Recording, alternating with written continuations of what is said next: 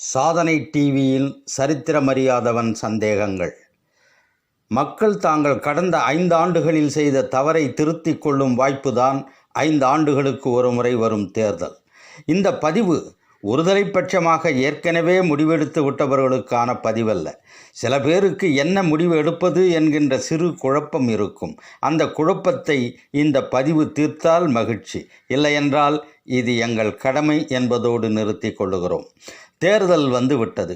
ஆனால் நாடு ஏதோ ஒரு பதட்டத்தில், பயத்தில், அரசியல் சாசனம் அழிந்து விடுமோ என்கின்ற அச்சத்தில் வெளிவர முடியாத ஏதோ ஒரு குகையில் அகப்பட்டது போன்ற உணர்வு ஏற்படுகிறது இல்லையா? ஏன்? சுதந்திரம் அடைந்தபோது ஏற்பட்ட ரணங்கள் கொஞ்சம் கொஞ்சமாக மாறி வடுவாகிவிட்டாலும் ஒரு 65 வருட காலத்தில் பேதங்கள் மறையத் தொடங்கின, ஜாதிகள் ஒழியத் தொடங்கின, மதங்கள் வேற்றுமை பாராது மனித நேயத்திற்கு மதிப்பளிக்கத் தொடங்கின. ஆனால் கடந்த 10 ஆண்டுகளில் அந்த மறந்து போன பேதங்கள் மறுபடியும் தலை தூக்க ஆரம்பித்து இன்று பகிரங்கமாக்கப்பட்டு விட்டன. சனாதனம் என்ற பெயரில் மீண்டும் வர்ணாசிரமம் உயிர் பெறத் துவங்கிவிட்டது. சனாதனத்தில் உள்ள குப்பைகளை அகற்றுவோம் என்றால் ஐயோ இந்து மதத்தை அழிக்கிறார்கள் என்கிறார்கள். கடந்த 200 ஆண்டுகள் வரை மத நம்பிக்கை என்ற பெயரால் இளம் விதவைகளை கணவன் எரியும் நெருப்பிலேயே கை கால்களை கட்டி போட்டு உயிருடன் எரித்து சாம்பலாக்கிய கொடுமை அரங்கேறி கொண்டுதான் இருந்தது. அனுஷ்டானங்களை சரியாக கடைபிடித்த ராஜாராம் மோகன் ராய் தான் இந்த அதர்மத்திற்கு எதிராக குரல் எழுப்பினார். அதனால் அவர் இந்துக்களை அழிப்பதற்காக இதை செய்தார் என்று சொல்ல முடியுமா? நல்ல வேளையாக பிரிட்டிஷ்காரன் அந்த கொடுமையை குற்றமாக்கி சட்டம் போட்டு தடுத்தான். மாற்றங்கள் எல்லாம் சமுதாயத்தின் பரிணாம வளர்ச்சி. புத்தமும் சமணமும் தான் மூட நம்பிக்கைகளுக்கு எதிராக எழுந்த சமயங்கள். எப்படியோ அவைகள் இந்த நாட்டில் அழித்து ஒழிக்கப்பட்டு வர்ணாசிரமம் வளரத் தொடங்கியது. சரி, இந்த பழங்கதையை விட்டுவிட்டு தேர்தலுக்கு வருவோம். ஒரு பிரிவு சனாதன தர்மத்தை தூக்கி பிடித்து மதங்களை தோளில் சுமந்து மனிதநேயம் மழுங்கடிக்கப்பட்டு சகலமும் தனதே என்னும் சர்வாதிகார பாதையில் மேல்தட்டு மக்களுக்காக பயணிக்கும் கூட்டம். இன்னொரு பிரிவு மேற்கூறிய பேதங்களை ஒழித்து கீழ்த்தட்டு மக்களோடு பயணிக்க வேண்டும் என்று உரக்க குரல் கொடுக்கும் கூட்டம். இதில் ஒன்று பிஜேபி கூட்டணி, இன்னொன்று காங்கிரஸ் கூட்டணி என்று புரிந்து கொண்டிருப்பீர்கள். சுதந்திரம் அடைந்த பிறகு அதிக ஆண்டுகள் ஆட்சி செய்தது காங்கிரஸ் என்பதை மறுப்பதற்கில்லை. புதிதாய் பிறந்த குழந்தையை பாதுகாத்து பராமரித்து பாதுகாப்பதைப் போல இந்த நாட்டை அவர்கள் காப்பாற்றியிருக்கிறார்கள்.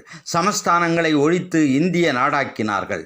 மொழி வாரியாக பிரித்து மாநில அந்தஸ்து வழங்கி மாநில சுயாட்சி, மத்தியில் கூட்டாட்சி என்ற மகத்தான தத்துவத்தை உருவாக்கினார்கள். பொருளாதாரம் வளரத் தொடங்கியது. பக்ரானங்கள் போன்ற மாபெரும் அணைகளை கட்டினார்கள். LIC போன்ற நிறுவனங்களை கட்டமைத்தார்கள். வங்கிகளை நாட்டுடைமையாக்கி ஏழை மக்கள் கூட வங்கியை நாடும் அற்புதமான திட்டங்களை உருவாக்கினார்கள்.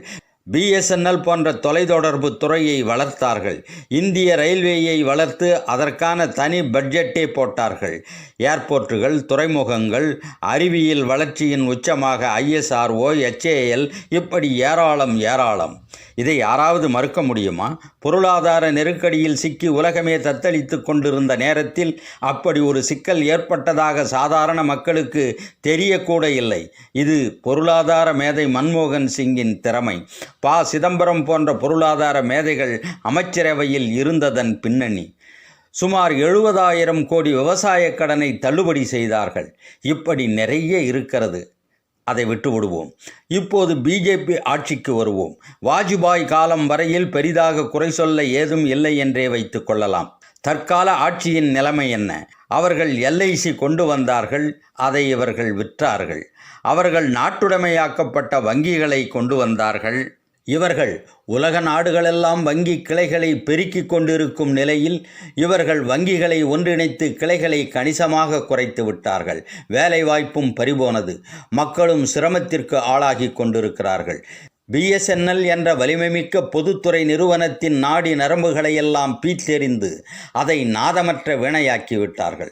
அவர்கள் கேட்ட அலைவரிசை அவர்களுக்கு கிடைக்கவே இல்லை. ரயில்வே துறையையும் விற்கத் தொடங்கிவிட்டார்கள்.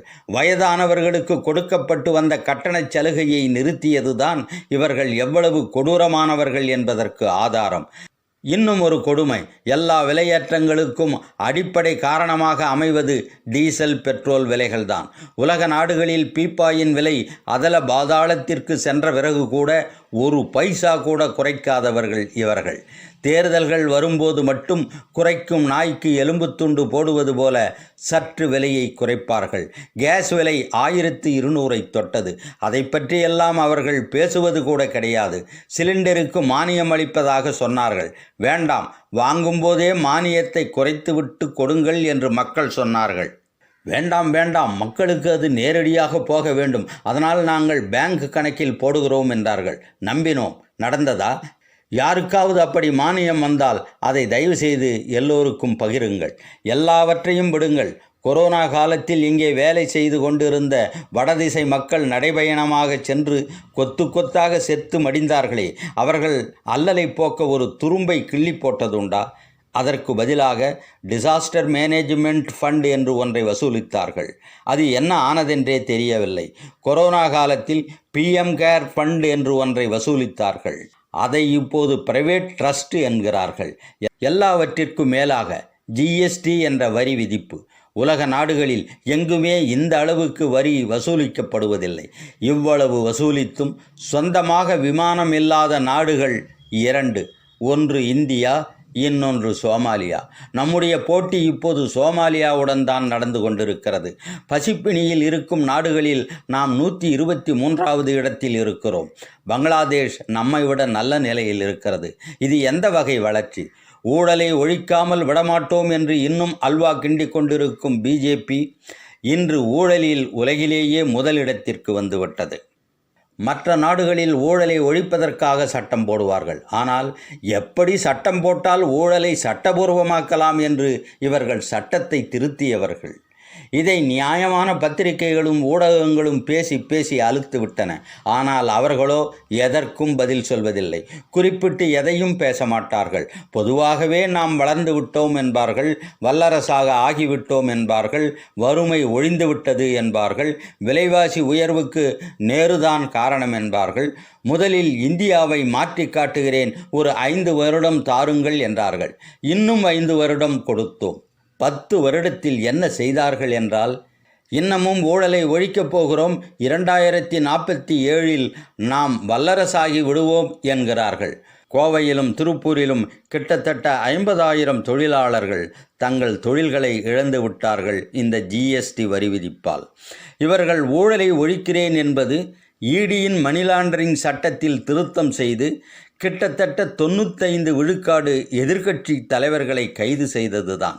மீதமுள்ளவர்களையும் கைது செய்யும் நடவடிக்கை தொடர்கிறது. எந்த நியாய தர்மமும் இல்லை. ஒன்று BJPயில் சேர்ந்துவிடு, அல்லது தேர்தல் நிதி கொடு, இல்லை என்றால் ED வரும் என்பது இன்று அன்றாட நிகழ்வாக மாறிப்போனது. எதிர்க்கட்சி ஆளுகின்ற மாநிலங்கள் முழுவதும் உள்ள தொழிலதிபர்கள் சல்லடை போட்டு சல்லிக்கப்படுகிறார்கள். அவர்களின் தொழில்கள் முடக்கப்படுகின்றன. நீதிமன்றங்களில் நியாயம் கிடைக்கவில்லை. EDயால் கைது செய்யப்பட்டு குற்றவாளிகள் என்று நிரூபிக்கப்பட்டவர்கள் சொற்பத்திலும் சொற்பம்.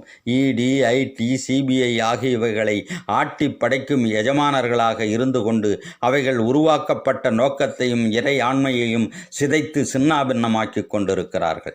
இவைகளை பற்றியெல்லாம் கொஞ்சமும் கவலைப்படாமல் நாட்டில் நல்லாட்சி நடப்பது போலவும் மக்கள் மகிழ்ச்சியில் உலா வருவது போலவும் ஒரு மாயையை உருவாக்கி ராமனையும் கிருஷ்ணனையும் துணைக்கு அழைத்து கொண்டு கோயபெல்ஸ் பிரச்சாரம் செய்வது என்பது சர்வாதிகாரத்தின் முன்னோட்டம்.